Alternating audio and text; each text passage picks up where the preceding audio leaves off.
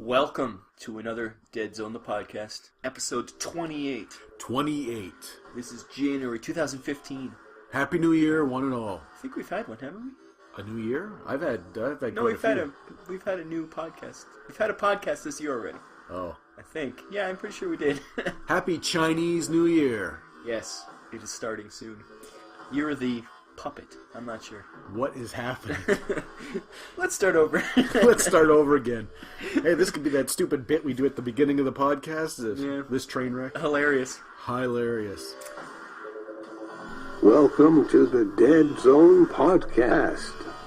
Deadzone is the sci-fi tabletop miniature skirmish game from Mantic Games. And now, here are your hosts, Rob Harper and Jack Fike. I am your announcer, William Randolph Wintergreen. Welcome to the 28th episode of Deadzone the Podcast for January 2015. In this episode, we have lots of shoutouts, and we announce a giveaway.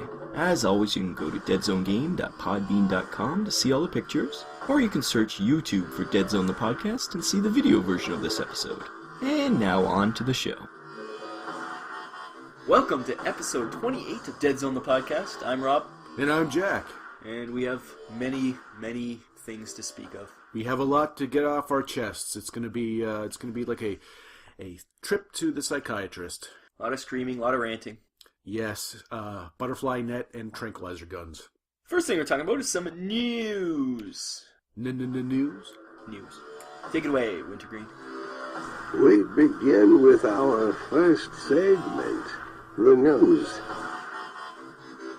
I love those new, what are they called? Bumpers. Bumpers, yes. I had to wrangle Mr. Wintergreen in and get him all sorted out, get ourselves some new bumpers. It's a bit of a trial. Chore. Yeah, it's a bit of a chore, but... At least he didn't complain like last time. And I think the results speak for themselves. They're fancy. Fancy.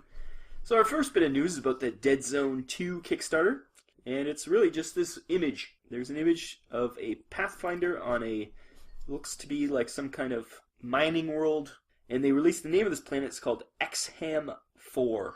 Exham 4. Exham 4. Okay, and that's just what we're looking at is just a picture, kind of a teaser. Amber tones, kind of a sepia-looking picture. And again, it's just a Pathfinder looks like a refining station of some sort on a rocky terrain. Yes. And that's the next next teaser in a long line of little teasers, little tidbits we've been getting. Yeah, I wonder. I wouldn't be surprised if they announced this Kickstarter at Adepticon, or do you think it'll be before then? Adepticon is in March, just a couple mid-March, months, so. Yeah. But they could do it.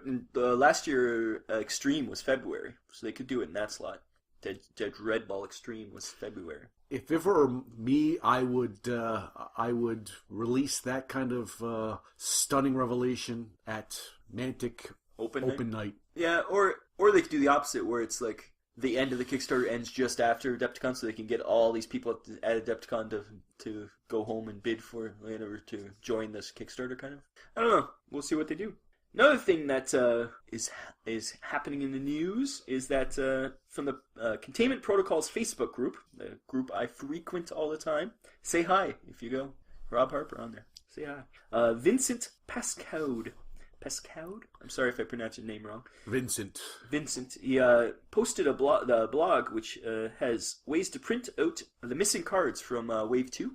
And I showed Jack the cards earlier, and they look pretty neat. Yes. They got all the backs for them and the fronts for like the sword spawn and all different commandos for the marauders and other things. A claw. Yeah, that's the marauder with the claw. Which is yeah. pretty cool. Which actually we have a model for that because of the crazy boxes. One of the marauders from Moorpath has just claws, which we can use that for.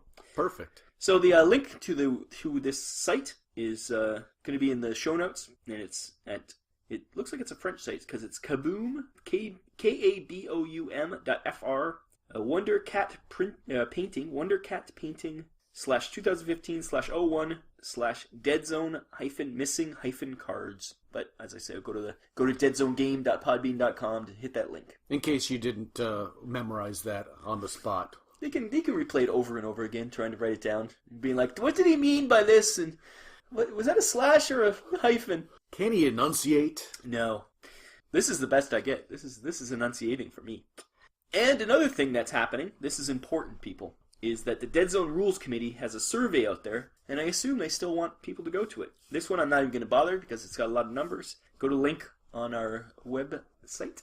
And it's the committee is working behind the scenes on adjusting and improvements for Deadzone and the new Kickstarter. They're going to have the 2.0 rules. And they've trying to clarify. We've come across recently helping Pat for the Adepticon rules. So a lot of rules were like, that doesn't make sense. This doesn't make sense. So hopefully they clear some of this up. Not making sense is a bit harsh. I would say needs clarification. Clarification, and also to be adjusted and rectified in some shortcomings. But yes, we've come across a couple things that will hopefully get fixed up. And while you're at it, initiative rules. He doesn't like initiative rules. He's already said that.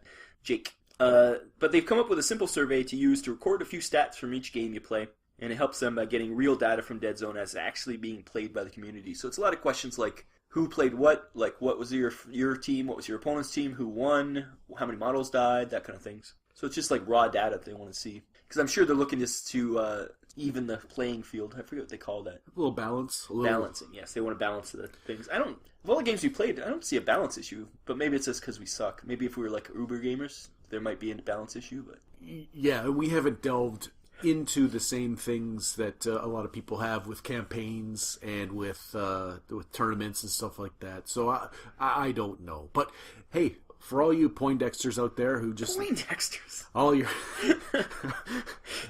Poindexters. Yes, I said Poindexters.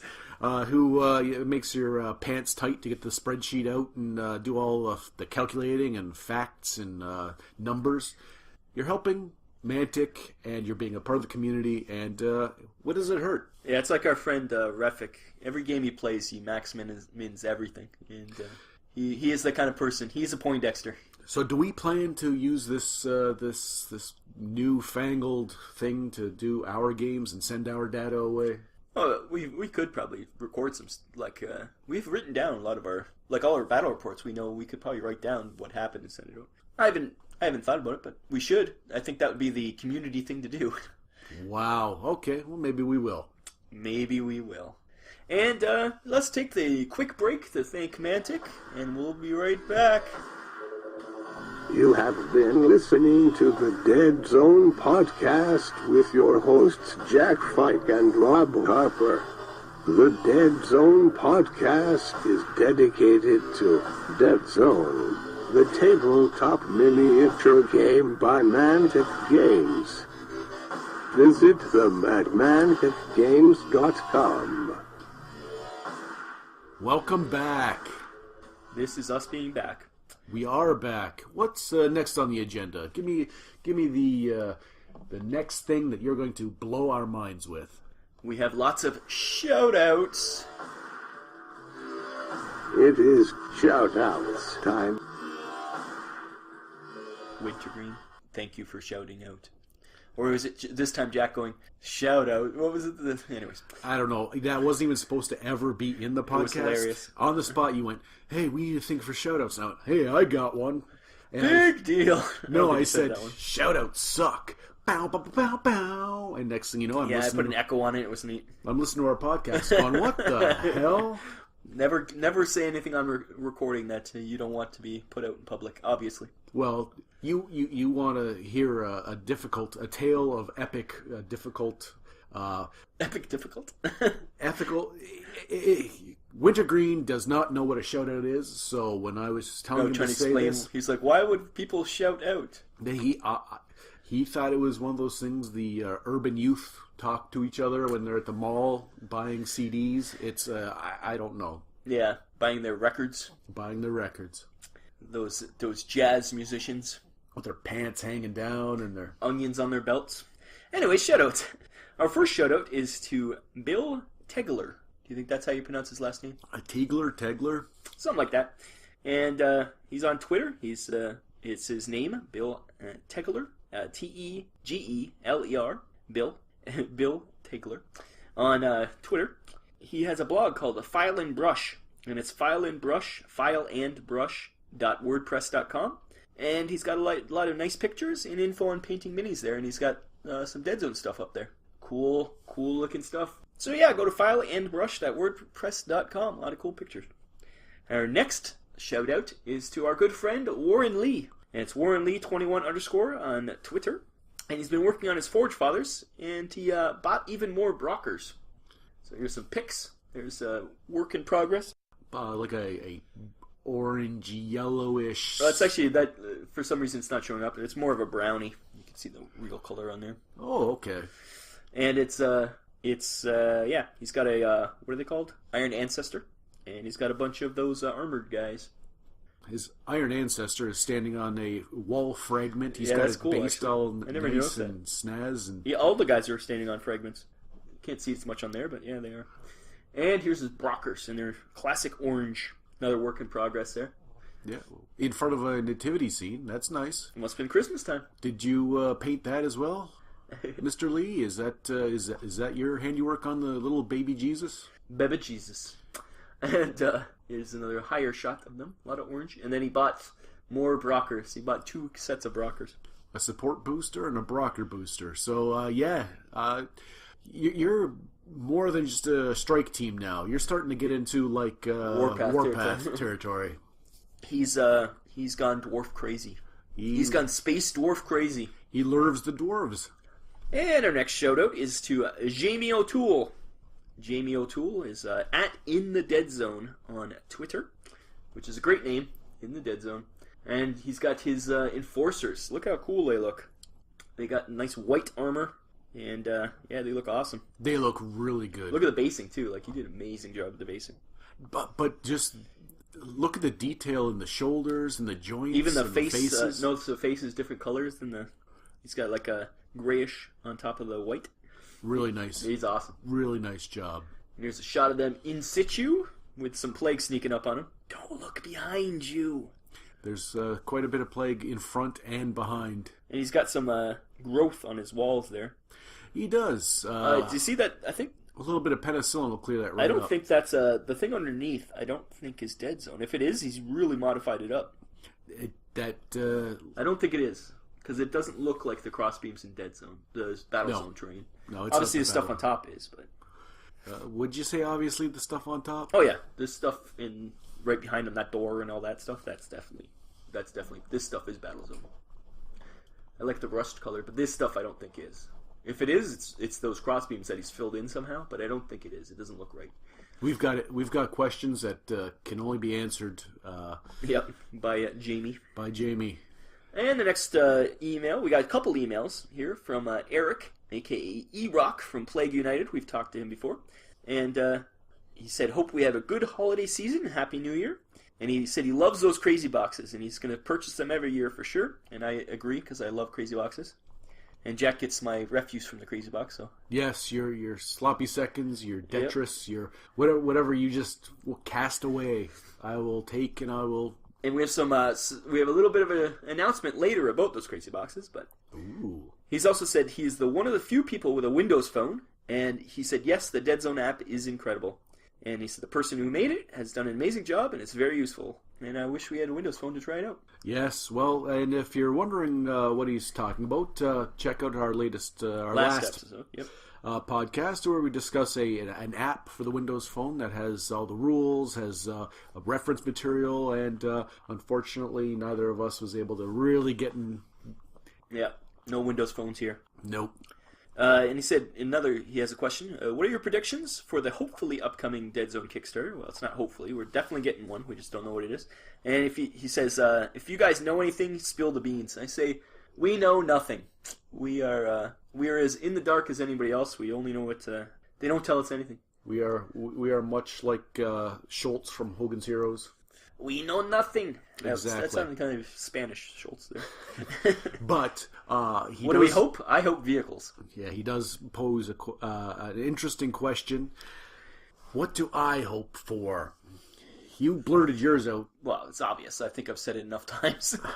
Now, as a frame of reference, what is it that we already know about that? Well, we've seen we've seen vehicles for the Warpath Kickstarter, not so much for this Kickstarter. What we do know is it's going to be Pathfinders for Enforcers against, I almost said Skaven, but no, it's Veermen. Vermin. So it's going to be a lot of Veermen, which is kind of cool, bringing that Enforcers, and then filling out the Enforcers with some Pathfinders for hopefully cheaper models, which would be nice. And we know that it's going to have new battle zone terrain, but mostly like stuff to go on the existing stuff, like pipes and different types of grading and more industrial look, because it's going to be in a mine kind of and on space stations. So assuming that it is a Vermin eccentric, and I don't think vehicles are going to be in it. I just wish they would. Yes, well, that was the question. What would it's Vermin centric, and we did obviously see every unit's going to get some more guys, I assume. I'm Every faction, I should say. I'm going to say Plague Vermin. I would like to see patches of hair missing, just because they've had plague rats. Like they're part of the there's plague rats in the Plague Swarm. Plague Swarm, yeah. I would just want to see some snaggletooth, patchy. The only thing we know that is immune to the plague is the Marauders. So yeah, that's kind of cool. Plague Veermen. That's an interesting thought. I never thought. Yeah, patchy. Yeah, just almost like the Teraton, where you can see parts of its like what it used to be, but it's all sketchy, just real nasty. That's a good answer. Really good answer. Why? Thank you. And I'm sure. I wonder if they're going to expand on the Plague Enforcers, like you got that special model from Wave 2. Oh, yep, with the experimental weapon. Yep.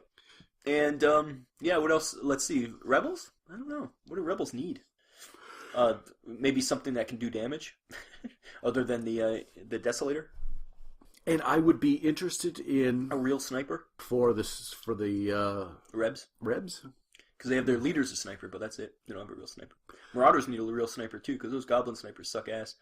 But I think I would also be interested in, if we were doing a wish-based thing for, in general, a couple more mercenaries that were. I assume there'd be a Veerman mercenary. There's going to be a Veerman mercenary, but just because the plague. Plague mercenaries suck, yeah. There's no good plague. Kish is good. We haven't used her, but she looks good. Yeah. But Simmons is not a mercenary. She's a leader. By our standards. But she's not a mercenary. If she's a mercenary, she's the most expensive, most useless mercenary ever. Well, tell it how it is. You're preaching to the choir. She's terrible. So I would like to see something a Nastanza or Blaine level mercenary that had some different things. Like I know Wraith has his own agenda rule that I really think we haven't used. And same with what's that girl dwarf? She's got what is it, Stranded or something? So she runs on different rules too. Yeah, so it's something we haven't like used many mercenaries. Now I think of it. We were kind of spoiled when we used Nastanza. It kind of ruined us to other mercenaries. But also we've been getting the basics down, and once we start, you keep saying that. We've been playing this game for like a year and a half. But you also do realize that young Pat from Chopper's Corner has the Chop Shop. The Chop Shop. Yes, Community Pat has had us under his thumb. We've been his slave, and we've been playing game after game under his. It's true. We haven't had much chance to like play the zombie rules, and we've just been playing Adepticon all the time. No, my back is still feeling the sting of his lash. He is a cruel mistress. Ooh. I was going to say taskmaster, but anyways, let's move on. Let's move on. With that, let's move on. Oh, I was going to say for Marauders, Hobgoblins, but we'll go on from there. Okay, as a just a side thing. Yeah, that was a side because there's a Hobgoblin Dreadball team. That's why. And he says, getting closer to Adepticon and can't wait, and we hope to see you there, E-Rock. Hopefully, you're going to the Mantic Night on Saturday. Yeah, and you're not the first person to mention that they'd like to meet us and just get together, share a beverage. Yeah, we'll get some pints going. I would gladly like to see who listens to the show and see what you're up to. Yep, and don't forget to come up to us because we will have some swag. Swag. We may. And anyways, and E-Rock emailed us again, this time with a little information here. On the containment protocols, there was people talking about the acrylic tokens, the XYZ and all the other ones, and their coloring on them wasn't, like, there was no color, so it's hard to see them. And several people complained about this, and he said, here's a neat suggestion using a white crayon to fill in them, and it makes them pop. And we posted a picture here, and it looks great. You can see everything, and that's just done with crayon. That is someone who played Dungeons & Dragons with the original dice set. Yeah, you had to create. That's right. You had Remember to create all that? the dice. Yeah, that's Remember right. that? You'd get that red box out, and you'd go, oh, your dice. You'd get the basic set, and you'd They weren't colored in. What the hell? I can't read these numbers. So you went and got a crayon. Yep. That's exactly it. Yep, for sure. It's the same process. Tell me if I'm wrong. Cyclical. Loops. Circles. Tell me if I'm wrong, but I think I'm in your wheelhouse. I'm going to guess that I'm correct in that. And one more email. This is from Nicodemus Sandberg. And I hope that's your real name, because that's the coolest name I've ever heard. And if it's not your real name, it's still a cool name. Yeah, Nicodemus is awesome. So I think I named it one of our Vinland Old Time Radios. I think one of the demons' name was Nicodemus. Did one of the demons in your fictional story email us? Is that what happened? Because if that's the case... Maybe. Anyways, he's been listening to all our episodes, and he has to applaud our work. Nicodemus, you rascal. And he says it's good to hear that we get better and better with each show. Now you're a liar. We do get better and better because it can't go any worse. Maybe. Well, we've had highs, and this is probably a low. But he says he enjoys hearing about any news romantic and our comments, and the tales of our escapades in modeling, painting, and gaming in the Dead Zone. And he says we're a great source of motivation for him. Oh. Because what it is we're aspirational. All you have to do is be better than us, and it's not like you see some painters and stuff that are like, I can't achieve that. It's too good. Where you just go, why bother? Yeah. Just drop the brush. Yeah. Where us, it's like, I can do better than them. I should be posting my stuff. I should be doing this stuff. Who do those guys think they are? We're good. We're aspirational. Those jackasses think they deserve a show? Come on. Yeah. We applaud you for thinking that we motivate you. And honestly, I'm glad that when you're painting and stuff and you want to listen to something, I happen to listen to the Strike Zone from More War Radio, and I can see that. You get in the zone, you just want to have some sort of audio thing while you're working with your hands, and if we're that to you, then, it's a compliment. Thank you. Yep, for sure. I listen to Mantic Radio or Mantic North America or Strike Zone. I listen to a lot of different podcasts, but those are the main ones for hobbying. And he says he still hasn't actually played a game, but he's working away on his stuff, so hoping to get to play the game someday. And he's looking forward to getting his hands on the AI deck, which we haven't got our hands on yet either. We have it. We just never, once again, pat. That's what I have to say. And he said he's seen a lot of posts from other people, and he'd like to share with his finished Dead Zone stuff. He's posted a lot on the containment protocols, and he's put up a link to his DeviantArt page, and I'll put the link in our show notes once again. And he's got a lot of great pictures. And the best thing about this guy is that he the way he does his paintings is very similar to me. It's very not hyper, like not GW, where it's like really bright. He's much more muted tones, and that's exactly what I think. Like, it's much more like muted. And looking at his stuff, it's much more like that, which much better done than I do. But but same color tone. Like, right. I don't like bright. I don't like them look cartoony. I rather than look not even realistic, just more muted, almost like a watercolor compared to like a cartoon. Okay. So he's very similar style as I do. Similar but better. And he says feel free to check them out and comment on them, and he'd like to hear what we think. He said, had a nice holiday, and he looks forward to hearing more Dead Zone talk from us. Thank you, Nicodemus. Yes, thank you. We will continue on for now. We have to continue on at least until Adepticon. At least. And then after that, we'll see how it goes. We'll see how we get treated at Adepticon. And with that, we'll take a break. Speaking of Strike Zone, we'll go see what Adam has to say. Perfect. It is time for a brief message from our friends at War More Radio.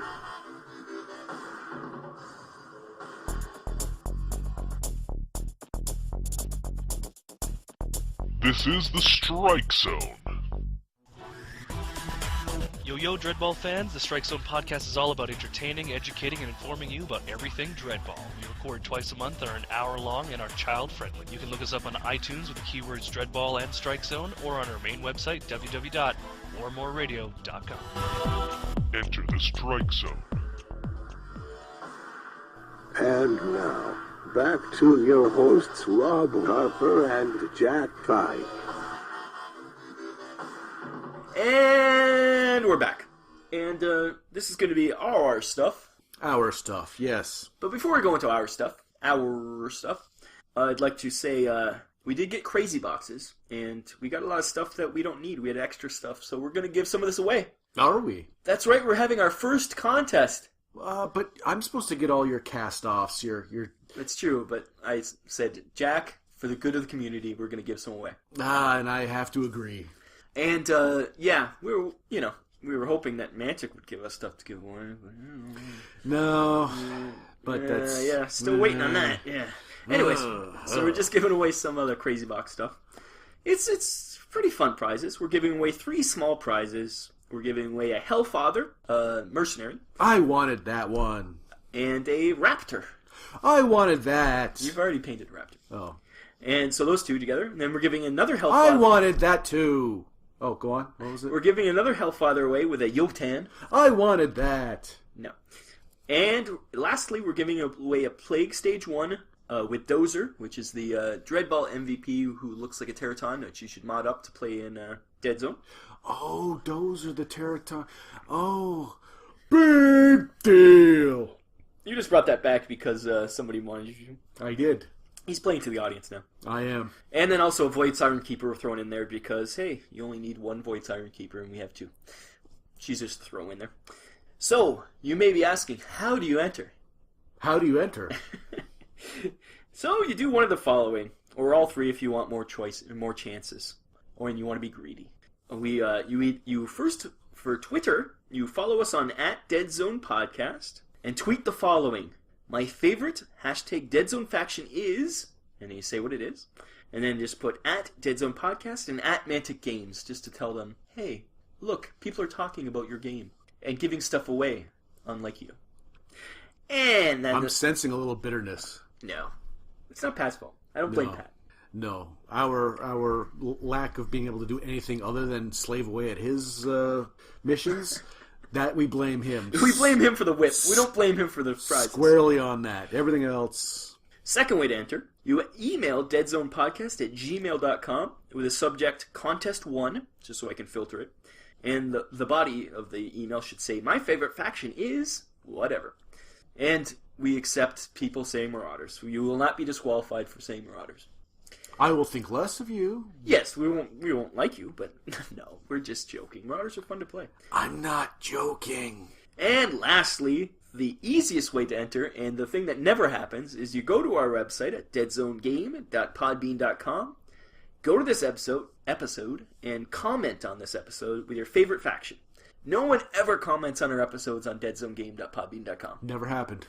So, we expect to see some. This is the way you want to win, this is the way to do it. And the 4th way is to get an envelope, a stamp, get a typewriter, and type out your letter,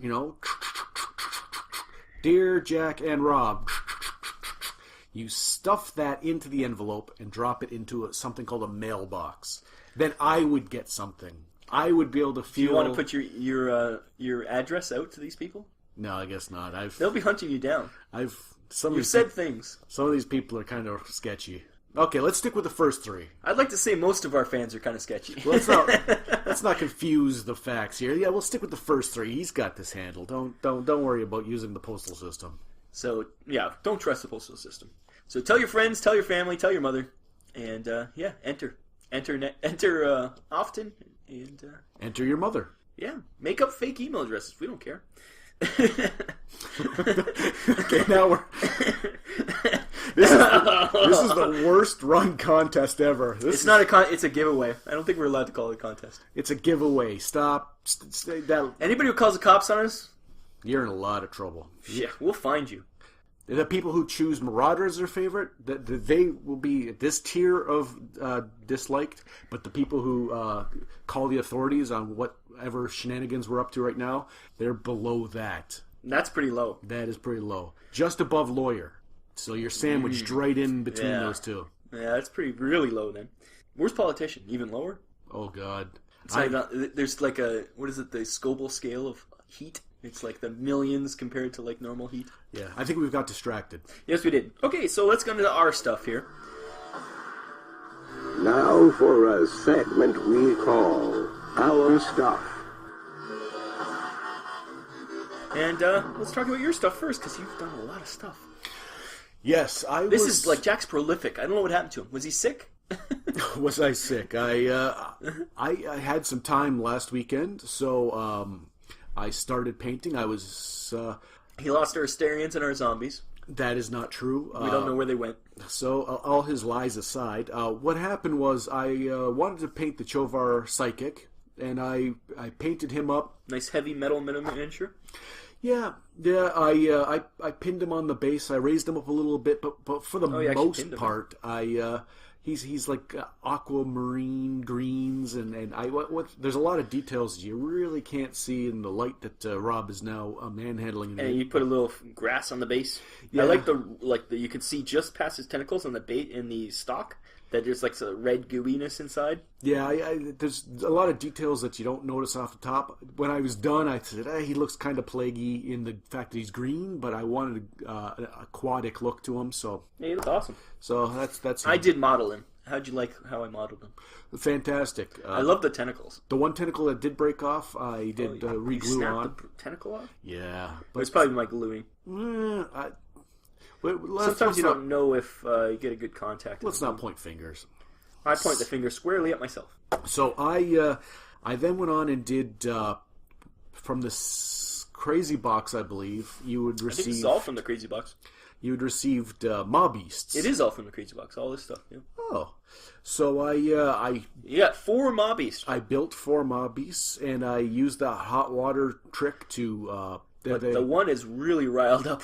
Yeah, and actually I changed which back half and front half go with some of them. Oh, did you? And I built it up. So one's kind of longer than the others. One of the long story story short, short, the tails look like penises. They look. I thought mushrooms, but that does speak of the configuration of your genitals. Perhaps a little more than we care to really delve into. They look awesome.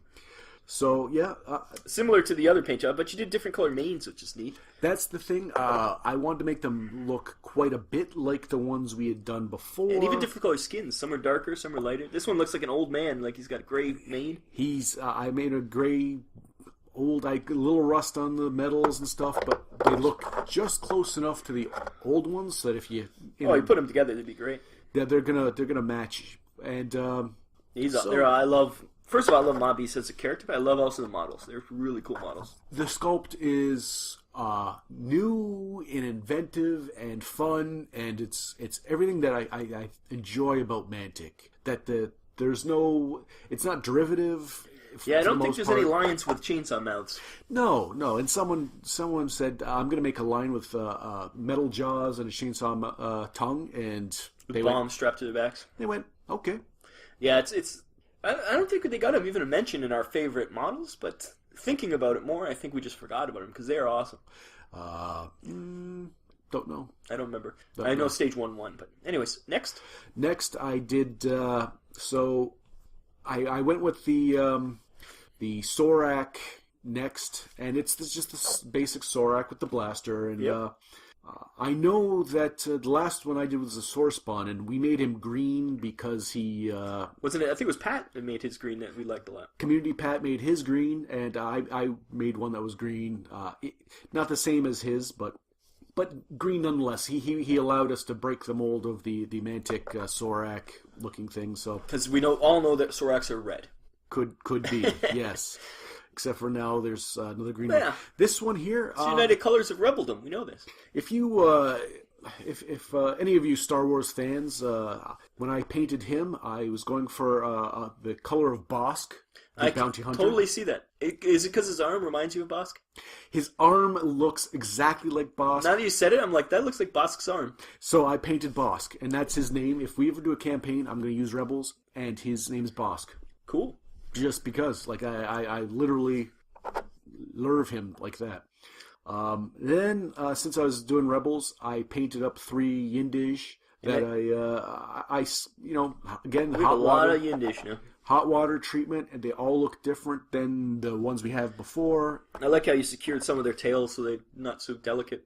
Different poses. Oh, you put a little piece of terrain on this one. Yep. I based it with a little bit of terrain just in behind one of them. Yindish are awesome. They look... Now I didn't... Once again, they're a unique model. Like, nobody else makes a guy that looks like a little... Kind of a simian-looking... Simian, but, like, yeah. And Sorax. Like that's the thing. Rebs Rebs really show off what Mantic is capable of. Yeah. They're not derivative, not orcs, they're not dwarves, they're not elves. But yeah, if anyone is, points to the negatives of, the orcs look like cartoony, big-jowled orcs from long past other games, you can then go, yeah, but look at that Sorak. That's the thing, like people, they always say that the kind of stuff, but yeah, you look at these models and they're awesome. So the Indish, I painted. I didn't look at the other ones we had, but I knew what colors we used, so I painted them up. They'll fit in perfectly. Once again, the little color variation is fine. And that's I like how you did yours. I love how you do your faces on your Yindish. Yeah. I think that the face lends itself to that with the mane and everything. That a different color to make it stand out and give him like a little different tone there. But I enjoyed. I started experimenting with washes a bit in their armor and stuff, which since I do have that secret weapon wash that I'm enjoying the hell out of. I really am. So there's them. And then finally, I was desperate. Finally, because you lost the Asterians in the zombies. Again, not true. I was desperate to paint something, so I painted some. It's command sprues from the Marauder Warpath. And we always get them in crazy boxes, and we've had like thousands of them. Yeah. But what do you call them? They are orc camera crews. They are actually news reporters. And now that he says it, you can't not unsee it. There's one guy with a camera on his shoulder. I think it's supposed to be a rocket launcher, but it looks like a camera. And there's a guy with a microphone. I think he's supposed to be a leader yelling at things, but he looks like a reporter. So now I have two that I put the Ultron heads on. Yes, the one head does look like Ultron. And so I have two, one with the camera, one with the microphone, and they are dressed like Ultron, and the other ones are dressed with spikes. And I modified them up to be a little different. Now I really enjoyed painting them because I didn't have something I was trying to match. Yeah, you don't care. You're just messing around anyways. Yeah, I was just joshing everyone with my. But I really liked the way the armor turned out. I liked the colors. I liked again with the washes. I really went to town. And there's the secret weapons, the color that's dark sepia, the wash that's dark sepia, and the one that's called baby poop. I really liked the way that on the primer I used, the way it really. I definitely have to get some of these secret weapon washes because I've been doing a lot more washing, but these things make it so much easier. Easier, and it adds something that it's like a little bit of chaos when you think that's what your color is going to be. That's the base color, and then you start.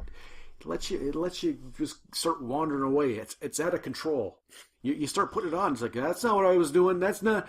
That kind of looks all right. And I like washes because they do cover up a lot of mistakes. Like anytime you that doesn't look great, you throw a wash on it, all of a sudden, hey, that blends it all together. It looks really cool.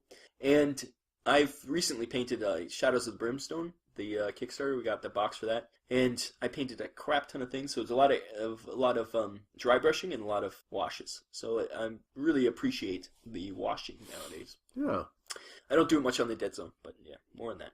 So that is what I got up to. That's quite a bit of painting for me. Now time is limited. I do have a long commute to work, and I do have so I don't have that much in the way of just time laying around. But when I do, I like to think that I made the most of this. You did a lot this week, that's for sure.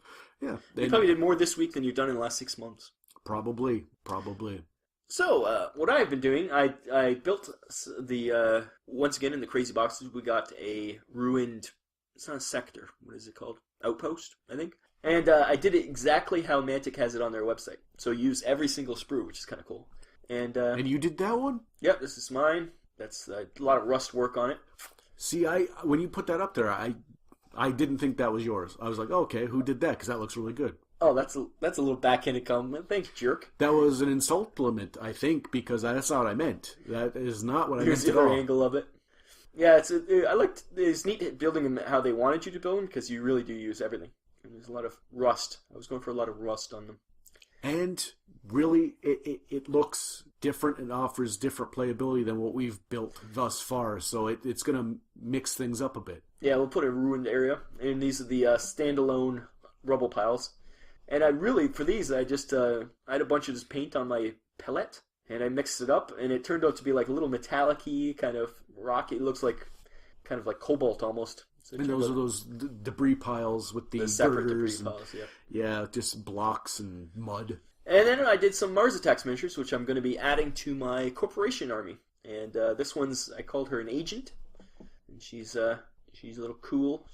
She looks cool. Little red-headed elfin. Yeah, she's small. And then here's my new leader. He's the general. And these are all Mars Attacks miniatures, obviously. So I did them in the green and black corporation scheme I did. He looks really good, too. And I got a replacement for my useless female sniper. The one that has failed you at every... Who's never hit ever, so I got a new sniper. Every time you roll those dice, it's like a guaranteed fail that I'm just like, ah. Yeah, here's my replacement. Oh, well, that... He looks mean. You know He what? looks like the survivor, actually. I would say, much like Metroid, you could say there was a female in there and still keep your pro... Like, you're pro everyone... Pro lady, pro everything. My corporation's a lot less pro lady than the average group nowadays. Although there's good... in my corporation there is my scouts, so I forget what they called them. There's a girl there. She does well. She almost killed the Plague One. And lastly, here's the Helfather. I think I did pretty good on him. He's a nasty-looking little bastard. He's the good old abyssal dwarf, really. They haven't called him that yet, but he is. And he's on his stilts. And I did him the red, and I made him all beat up, though. If you actually look at it, his armor is all, like, tarnished and beat up. Yeah, and I think he turned out well. Yeah, his armor is certainly seen better days, but I like the colors you chose. It's muted and grungy and dirty, and he'll fit in with our terrain for sure. And his helmet reminds me of something. Maybe Cylons from the original Battlestar? The only Battlestar Galactica that counts. The old Battlestar, which isn't that great? Jack hates the new Battlestar for some reason. He's never seen it, though. But I watched quite a few. The cinematography is awful. The directing was not We're not good. getting into this. That's a filler. We'll go into that later. No, we're not. We're going to go do it now. You brought it up. Battlestar Galactica. No, blah, blah, blah. Anyways, we'll take another commercial break here while Jack rants. Okay, yes. You go into commercial, and by the time we come back, I might have got it out of my system. It is time for a brief message from our friends at Iron Watch Magazine. Do you like Mantic games? Do you want to read about your favorite games in a monthly magazine? Have we got the offer for you? Iron Watch Magazine. Iron Watch brings you the latest news, articles, and short stories taking place in the Mantic universe. Dreadball, Kings of War, Deadzone, Warpath. You want it? They got it. Ironwatch.wordpress.com. Get it now for the low, low price of free. You can't beat that at twice the price. That's ironwatch.wordpress.com. Download now. Once again, the Deadzone Podcast. And, okay, so you have... Okay, there's a whole, 3 minutes here. Come on. And we're going to do a review. Okay, well... Wintergreen, take us away. And now, a review from your hosts at the Deadzone Podcast. Thank you, Wintergreen. Maybe... have you cooled down now, Jack? Have you cooled down? Like, if you're going to remake a classic... you cooled down? Okay. You're cooled down. Okay. Are we cool? Are we cool? Are we cool? We're cool. Are we cool?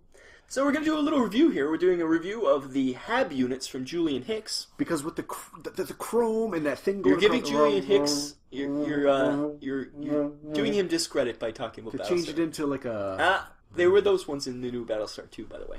You don't know that because you never watched it. Don't get me into this. Okay.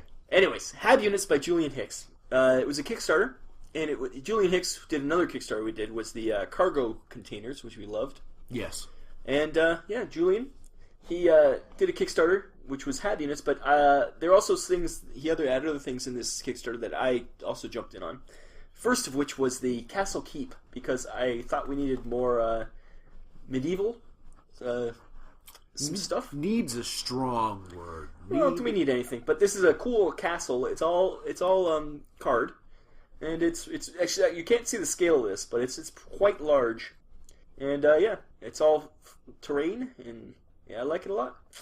It's a castle, so that'll be in any games we play. And he also sent us a bunch of more cargo containers, so we can build like a whole like shipping area. We already have a few, so yeah. If we wanted to make a actual just change it up and make a shipping area For like do like a maze of cargo containers, so you like fight through your cargo containers, even just a stack off to one side, like forming a wall of some sort, or like somebody made an arena out of cargo containers to fight in. Fight to the death in the arena of cargo containers. Good stuff. It's all foldable terrain, which is really cool. And then now on to the reason for this whole thing was the HAB units. And really, reason we got this, you can turn them into like buildings and stuff, but I wanted to make a train. And he makes it so you can make a train pretty easily. It has like sliding doors and yeah, made like a maglev train. It's got a little front on it. And this is what the HAB unit looks like when you try to build a building out of it. So it's got like stick-on billboards and windows and doors. And they're just nice little portable terrain, especially if you want to take them places. And that's the advantage right there. It's light because it's literally cardstock that you could fold down, take with you if you want to go do a game at a game store, or just go to your buddy's house and a shopping bag, toss them in.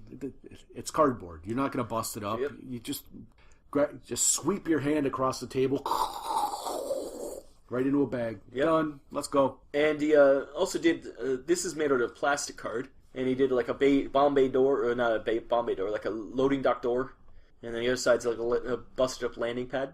And this is kind of the, he's doing a new Kickstarter soon, which is going to be all tiles for just like this, so it's just flat pieces and different terrain on it, so it's like a tile system. So it's kind of cool. It was nice of him to throw that in there. And you can go to Tabletop Towns on the Facebook, or you can go to his website. I think it's tabletoptowns.co.uk. We'll put the links in the web page as always. And lastly, let's do a little talk about a battle report. A battle report. We now present to you a Deadzone battle report. Yes. As we've mentioned, I think we may have mentioned, I don't know, young Community Pat's been prodding us ever so gently in the buttocks with a pitchfork type of instrument to do some sort of playthroughs of the Adepticon missions. Adepticon missions that they want to do. So we won't give you any details because we don't ruin it for anyone, and we don't give anyone an unfair advantage. We are not playing in the Adepticon tournament, mostly because we suck, but also because I think we'd be disqualified for knowing how everything is. We probably would. Though if someone But I bet even if we knew how everything goes, we'd still lose. Yes. But if someone who looks slightly like myself, but with a large mustache, a mustachioed gentleman. His name is Jacques. Yes. He's a franchement. Hey, bonjour. Perhaps, that guy might have an unfair advantage. So if you see that guy, try to rip off his mustache. I hope there's someone who does come to someone who looks like me. Slightly like you, but he has a mustache. People just walk up to him and try to rip it off. We're walking in and he's leaving. Oh, well, you're touching my mustache. Yeah, we hope that happens. Anyway, so mean in America. I'm going back home. Vive la France. Vive la France. He takes his baguette, puts it under his arm, gets on his bicycle, and ring, ring, rides away, nursing a sore upper lip. Oh. Zoot. Alors. We don't know much French. Even though we're Canadian. Guess what? Not all Canadians know French. Anyways, this was Adepticon Mission 3 we played here. Jack played the Plague, and that was random. I think we rolled for that. We did. We had. We just happened to have some, because time was of the essence. So we had some armies that were we set them up and had laying around. We were just like, okay, we got going. We got to play a few games. So we were just like, let's just get going. So I happened to get Plague, and I got Marauders. And we won't tell what the missions are or anything like that. But look at the board here. Jack put his big circle thing in the middle. I think it looks like the Terrordrome from G.I. Joe. And I also think that perhaps you set that board up. Yeah, but it's your thing. Oh, it's not my thing. You built it. It's not my thing. It's not. I'm not displaying proudly my Mobbeast tail to everyone. Anyways, so yeah, it was a fight. We fought, and the terrain looks really nice. I will only go so far as to say it wasn't an enjoyable game, but we hope to correct it. Yeah, well, we've got our input that we're going to give to Community Pat. We do have a great epic fight between a dog, a plague swarm, and a Mobbeast. That was fun. That's a nice looking picture. That was the old school Mobbeast. Look at that Mobbeast compared to the ones you just made. It looks like could be the same one. It could be, but it's not. I know. You matched them nicely. And I finally got to use some Ripper suits. They weren't killed the first round like usual. Like last time when I fought the Enforcers and the Sniper killed 2 guys. And he fought some dogs. Needless to say, the dogs didn't win. And it was a nice battle. Eventually hunted down your leader. And the Marauders won. The Marauders did win. Your team was not set up to do the missions. Which it could have, that can happen in a tournament. My team was not even capable of doing the mission. No, it would have been very hard for you to win that game. But that's the luck of the draw when you're doing a tournament, I suppose. You make your army list, and whatever life throws at you, whether it's impossible to finish or not, that's just the way it works. That's neither here nor there. It was a lesson in what I think needs to be an addendum to initiative. An initiative rule, I think, would have been very, very helpful in stopping what amounted to just round after round. It was a long game of just. Well, you had a mortar team, which I neutralized pretty quickly, which was good because. And even when you did shoot, I think you shot at the dogs and my Ripper suit there, and I think you killed one of your dogs, but my Ripper suit rolled well, and I was rolling really, really well that game too, I think. And so yeah, it definitely did not go the Plague way this time. What it boiled down to, I think, was it was Orc initiative every round, and it was basically them just. I never was able to act. You're on the back foot all the time, yeah. Always reacting. Every round was me taking damage, being set on, made prone, pinned, and it was just... That's the Marauders, I think, though. That's their playstyle. My turns were spent, okay, I'll try and stand up. Not one round did I charge, attack, do anything other than... And the problem is, I had some resilient models on the board, and so it just made for a prolonged abuse. Yeah, and it just happened to be that you had played stage 1 and he was on the wrong side of the board, so he never got to meet the Ripper suits. He could change that tide of that game without bringing up what the mission was, why he was there, and whatnot.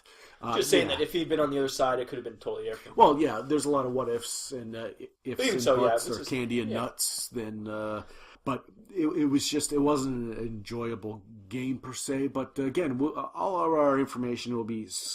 Definitely after Adepticon, we'll release all our notes. Probably. Or not. You guys don't care. Or if Pat lets us. He might not want people knowing the behind-the-scenes sauce. But anyways, point is, it was a game. It was a game, and now you can just take a look at our pictures. The pictures look nice. Yeah, just take a gander at that. And the Ripper suits finally did something, which is the first time. Just know that we are playing. And Gun Crazy, that was funny. Gun Crazy, yeah.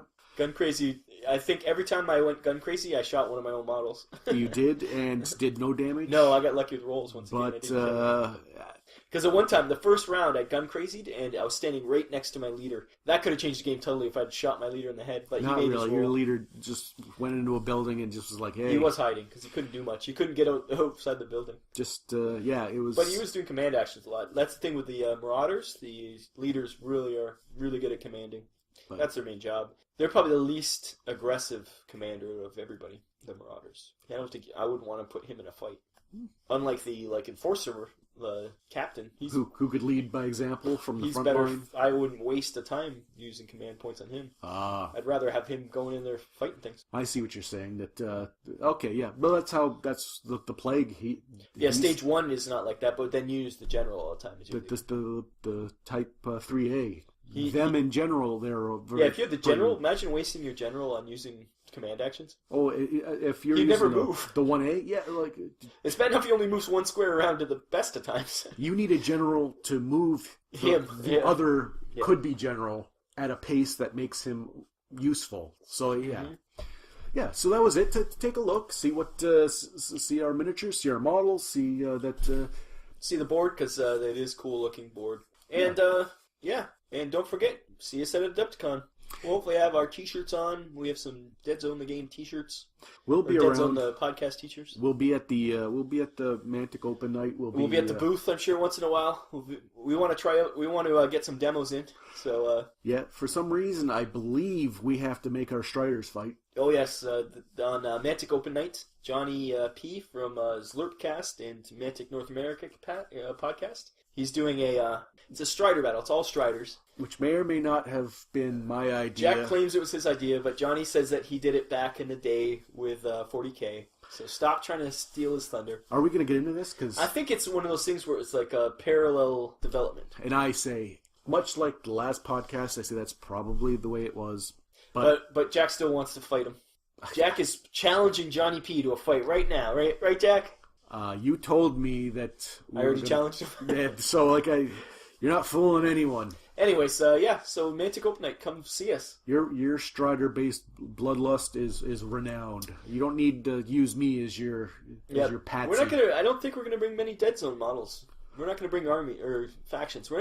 I don't think either of us really want to play Deadzone while we're there. We want to try other games. Yeah, I want to see Kings of War in we its definitely glory. want to get demo of Kings of War, and I want to get some Dreadball in. And I want to, yeah. Because we listened to Strike Zone, and neither of us played Dreadball, so maybe we should actually. Which is a conundrum in itself. And I listen to Romantic Radio, and they talk about Kings of War all the time, and I can't wait to play. It seems like there's the trifecta of Mantic games right now, because they have taken on a Kings of War centric podcast. If you wanted to get the big three, the Trinity, it would be Deadzone the Podcast, Strike Zone. Yeah, Mantic Radio. And then the one that covers everything is Mantic North America Podcast. Yeah, OVS. And there's no, I don't know of a Mars Attacks podcast. Totes my goats, OVS. Totes my goats. But no Mars Attacks. But we haven't played Mars Attacks. It's Deadzone. It's just a different version of Deadzone. No levels. If you have a Mars Attacks podcast out there, let us know. Let us know. We'll add you to the trifecta, the Trinity. It'll be a quadfecta. Quadfecta, quadity. It's already quad. It is a quadfecta now. It'll be a Cinco de Mayo. I don't know. A sink hole. 5. Okay. Anyways, point is, Mantics, they got all the bases covered. Next year, hopefully we get some Warpath. Somebody make a Warpath podcast. And Adam from Strike Zone actually was talking about doing some Deadzone coverage. And we were discussing how he's the exact opposite of us. He knows what he's talking about. He can talk about his things really well. He's educational, informative. He talks about the rules. He's everything we are not. So please, we hope he does cover Deadzone. Yeah, because we'd make a nice combination podcast. And his last podcast, he did mention that he needed guests. So I'm putting this out there. Adam, you know how to get a hold of us, and I've talked to him quite a bit. If you do need, and I offer this now on our podcast as well as we definitely want. We'll want Adam, once he plays some actual Deadzone, to come on ours. We want you to come on to our podcast and get your impressions. Talk to us. We'll shoot the breeze over being Canadian, about being podcasters, right. Being the master race, and about easy, and about the games in general, and maybe we can sully your podcast. I don't know if that's something you'd be interested in. We do have Dreadball Extreme. We haven't played it yet. It is in our greasy little hands. We're just throwing that out there. Mr. Voxman, the ball's in your court. And yeah, anybody who wants to come up to us at Adepticon, we're going to have a party. Please do. Feel free. And I really want to not go to sleep that whole weekend, so please entertain me after hours. Ladies. We know there's going to be no ladies there. If you were born with a Y chromosome, but kind of look, is that good enough? Lady boys? No. Okay. I'm just asking. Don't look at me like that. I'm just saying. We go to Thailand for that. Okay, well... And on that bombshell, this has been Deadzone the Podcast. I'm Rob. And I am Jack. Thank you once again for tuning in and listening to what amounts to our verbal diatribes, our jackassery, shenanigans, tomfoolery, and or hijinks. Yes, we apologize for everything. I apologize for nothing. I have no regrets. Thank you, and Wintergreen, take it away. Thank you for listening to the Deadzone Podcast. I have been your announcer, William Randolph Wintergreen. Visit the website, deadzonegame.podbean.com. Email your hosts at deadzonepodcast@gmail.com. On Twitter, you can follow the show at Deadzone Podcast. The Deadzone Podcast is a production of Vinland Old Time Radio Productions.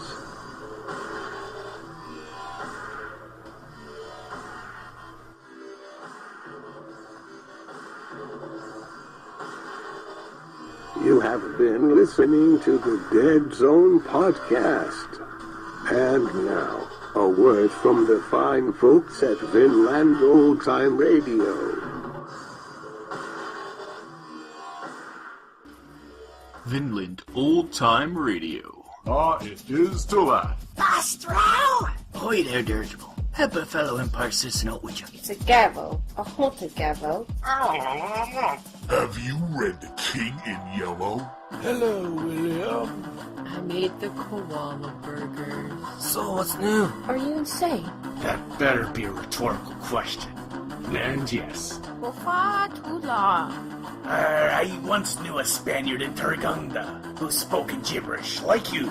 Up, and escape! That was terrible. I should be a god, and instead I'm stuck down here like a worm. She would tell me such wonderful stories. Dr. Deja Vu will return. Africa's a continent? It's with great protest. Sorry, Judgy Pudding. Ooh, now that's some fine programming. VinlandOldTimeRadio.podbean.com.